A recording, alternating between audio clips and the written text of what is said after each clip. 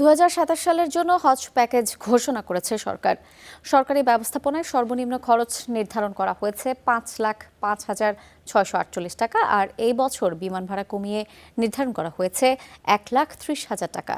সকালে সচিবালয়ের সংবাদ সম্মেলনে এসব জানিয়েছেন ধর্মমন্ত্রী কাজী শাহ মোফাজ্জল হোসাইন। হজ 2027 উপলক্ষে সরকারি হজ প্যাকেজ ও বিস্তারিত নির্দেশিকা প্রকাশ করেছে ধর্ম মন্ত্রণালয়। এবার সরকারিভাবে দুটি প্যাকেজে হজ পালনের সুযোগ রাখা হয়েছে। সার্বিকভাবে কমেছে হজের খরচ।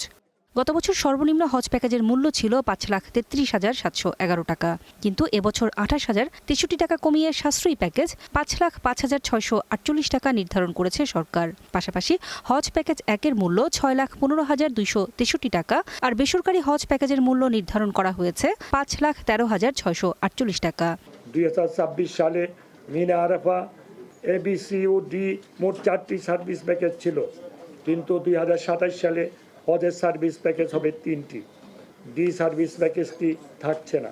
নির্দেশিকা অনুযায়ী উভয় প্যাকেজেই বিমান ভাড়া, সৌদি আরবে আবাসন, নির্ধারিত খাবার, স্থানীয় পরিবহন, ভিসা, স্বাস্থ্য বীমা সহ প্রয়োজনীয় সেবা অন্তর্ভুক্ত রয়েছে।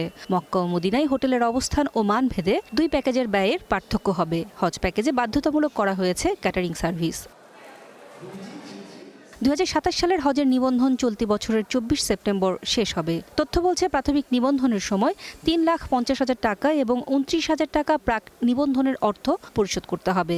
বাকি অর্থ নির্ধারিত সময়ের মধ্যে জমা দিতে হবে। সময়মতো অর্থ পরিশোধ না করলে নিবন্ধন বাতিল হতে পারে। 2027 সালের হজের নিবন্ধন 24 সেপ্টেম্বর 2026 তারিখে শেষ হবে। হজ সিস্টেমে প্যাকেজ নির্বাচন করে 3.5 লক্ষ টাকা জমা দিয়ে প্রাথমিক নিবন্ধন ও প্যাকেজের সময় টাকা জমা দিয়ে চূড়ান্ত নিবন্ধন করা যাবে। চাঁদ দেখা সাপেক্ষে 2027 সালের 8 এপ্রিল হজ ফ্লাইট শুরু হবে এবং 15 মে হজ অনুষ্ঠিত হবে। নূরে জান্নাত, স্টার নিউজ, ঢাকা।